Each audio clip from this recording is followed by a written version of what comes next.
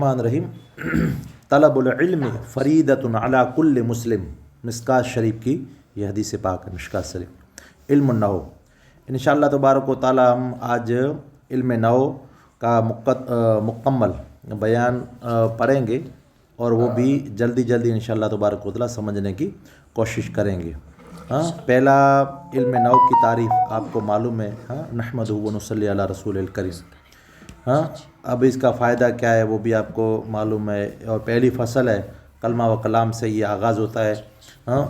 جو بات زبان سے آدمی کی نکلتی ہے اس کو لفظ کہتے ہیں۔ اگر پھر اس کی دو معنی ہے، اگر موضوع کے مطابق ہو تو اس کو موضوع کہتے ہیں، یعنی با معنی لفظ ہو تو اس کو موضوع کہتے ہیں، بے معنی ہو تو اس کو مہمل۔ موضوع کا معنی یعنی کس سے بات کرتا ہے، کوئی بات سمجھ میں آتی ہے کہ یہ ہے وہ ہے۔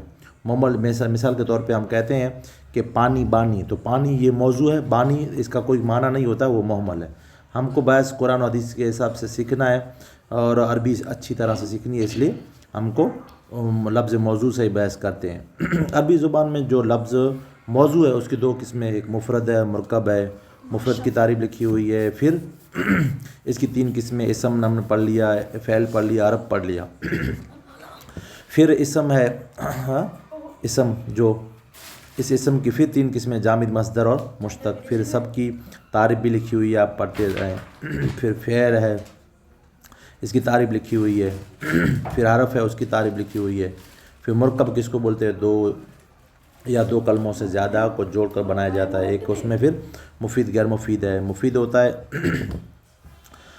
مرکب ہے وہ مفید اگر ہے تو اس کو کہتے ہیں، جو جب کہنے والا بات کہہ چکے تو سننے والے کو اس کی بات سے کچھ فائدہ حاصل ہوتا ہے، غیر مفید ہوا ہے جس سے کچھ پورا مکمل فائدہ حاصل نہیں ہوتا، اس کی پھر یہ آگے قسمیں ہے، کس کی، مرکب مفید کی۔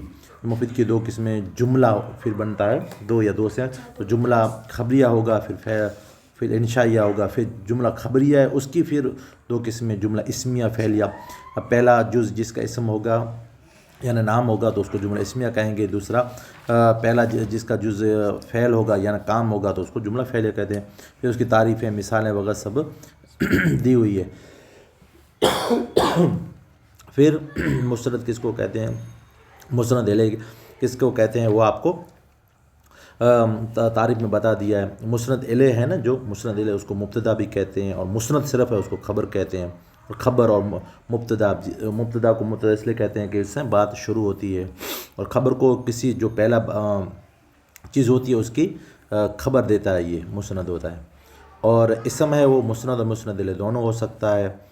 فعل صرف مسند ہوتا ہے، مسند الیہ نہیں ہو سکتا، اس کی دونوں مثالیں بھی آپ کو آگے بتا دیے۔ پھر حرف نہ مسند ہوتا ہے نہ مسند الیہ، پھر ترکیب بتا دی ہے، ترکیب لکھی ہوئی ہے ہم نے کی بھی ہے۔ پھر جملہ انشائیہ اس کی 10 قسمیں، امر ہے جیسے اضرب، دوسری آپ کو معلوم ہے اور لکھی ہوئی ہے، سب آسان بھی ہے۔ اس کے علاوہ 10 قسموں کے بعد دوسری جو قسم ہم نے مرکب مفید اور غیر مفید، تو ایک دو کس کی، مرکب غیر مفید ہے نا، پھر اس کی 3 قسمیں، مرکب غیر مفید یعنی کہنے والا جب بات کہہ چکتا ہے تو سننے والوں کو اس بات سے کوئی خبر یا طلب حاصل نہیں ہوتا، یعنی خبر بھی اس بات سے معلوم نہیں ہوتی اور طلب بھی کسی چیز کی حاصل نہیں ہوتی، بلکہ یہ آپ کو ان کی مثالوں سے سمجھ میں آئے گا کہ مرکب اضافی کیا ہے، اس کی تعریف سے آپ کو سمجھ میں آئے گا مرکب بنائی کیا ہے، مرکب مناسب کیا ہے۔ مرکب اضافی ہے جیسے غلام و زید کا غلام ہے، تو اس سے بات صرف اضافت ہوتی ہے، غلام ہے نہیں ہے وغیرہ وہ بات سمجھ میں نہیں آتی۔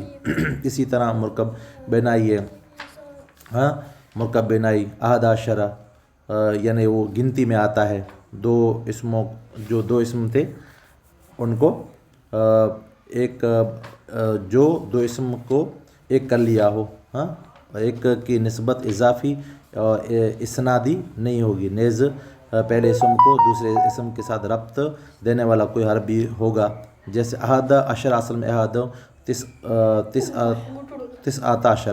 یہاں سے لے کے اصل میں کیا تھا 11 یہ ربط دینے والا حرف تھا، اس کو ایک کر لیا 11 کر دیا۔ پھر آگے پھر اس کی دو اور تعریفیں بھی ہیں. مرکب مناسب جو تیسری قسم ہے اس کو بھی یعنی دو لفظ تھے اس کو توڑ کے ایک ہی بنا دیا, صرف ایک بنا دیا, جیسے بعل اور بکاتا وغیرہ. پھر آگے اس کی ترکیب آ رہی ہے, ترکیب کا ہم نے بیان کر دی. پھر دوسری جو فصل ہے وہ اس سے بھی آسان ہے. جملہ ذات اور صفات کے اعتبار سے واضح ہو کہ جملہ دو کلموں سے کم میں نہیں ہوتا. یا تو وہ دونوں کلم و لفظوں میں موجود ہوں گے, جیسے ضرب زیدن ہے, ضرب زیدن, یا تقدیری ہوگا جیسے اضرب اس میں انت پوشیدہ ہے. پھر اس کی اور وضاحت لکھی ہوئی ہے. اور جملہ باعتبار ذات ہے اس کی کتنی 4 قسمیں ہے, اور سب کی تعریفیں بھی اور سب کی مثالیں دے دی ہے.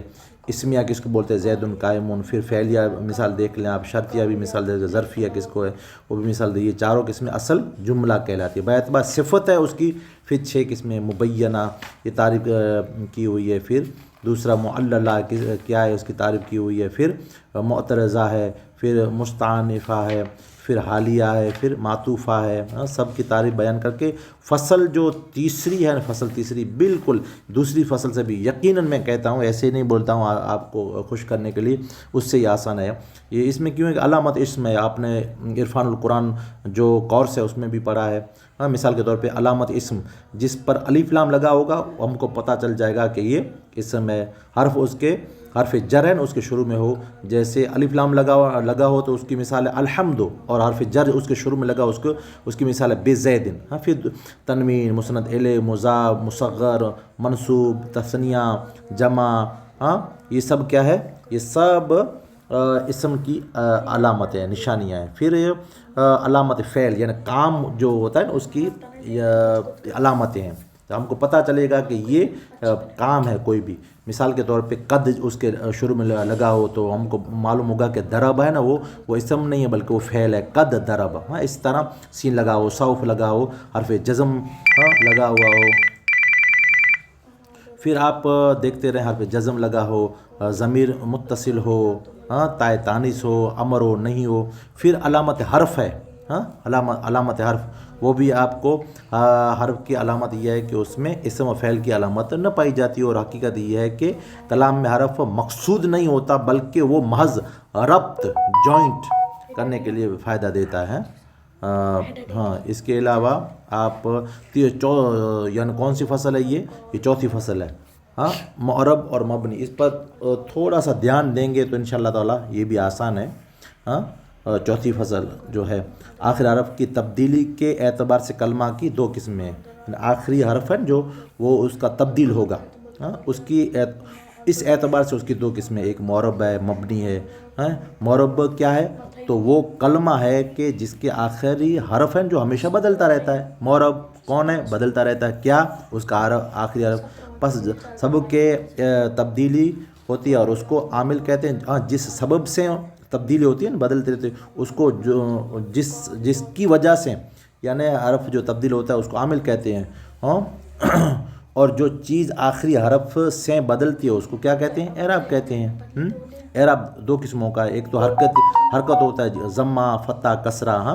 ضمہ جس کو پیش کو کہتے ہیں فتح, زبر کو کہتے ہیں کسرہ, زیر کو کہتے ہیں, اور حرف جیسے الف واو یا حروف مدہ والے ہیں وہی. اور آخری حرف کو مال اعراب کہتے ہیں. جا زیدن, اس میں جا یہ عامل ہے, اس کی وجہ سے زیدن پر یعنی کیا ہے, یہ 2 یعنی پیش آئے, زیدن ضمہ ہے. رأیتو زیدن میں رأیتو عامل ہے اور زیدن پر فتح زبر ہے. اور مررتو بزیدن میں بے حرف جار عامل ہے اور زید پر کسرہ یعنی یہ بے کی وجہ سے آیا ہے. تو یہ سمجھ میں آیا ہوگا. اور مبنی وہ کلمہ ہے جس کے آخر میں حرفی اعراب تمام حالتوں میں یکساں رہتا ہے. مبنی کیا ہے, یکساں رہتا ہے. مبنی یعنی ایک ہی حالت پر رہتا ہے, یعنی عامل کے بدلنے سے اس کی آخری حرکت میں کچھ تبدیلی نہیں ہوتی. جیسے جا ہزا, رأیتو ہزا, مرتو بہذا, اس میں کیا تھا, سب بدل گیا تھا. بے زیدن آیا تھا, رأیتو بے زید یعنی رأیتو امرن زبر آیا تھا, جا زیدن آیا تھا, پیش آیا تھا, زبر آیا تھا, زیر آیا تھا, مگر اس میں ہازا اور ہازا ہی رہا. مبنی ما باشند کے مانند برقرار, وہ ایک ہی حالت پہ رہتا ہے. معرب باشند کے گرد بار بار، یعنی مورب ہے نا وہ بدلتا رہتا ہے، مبنی ایک ہی حالت پر رہتا ہے، مبنی کیا ہے؟ ایک ہی حالت پر رہتا ہے۔ پھر اس کی اور دوسری یعنی اور آگے کس میں مبنی مورب کے اقسام، مورب مبنی ہے جو اس کے دوسرے تمام اسموں میں صرف اسم غیر متمکن مبنی ہے، اسم غیر متمکن کیا ہے؟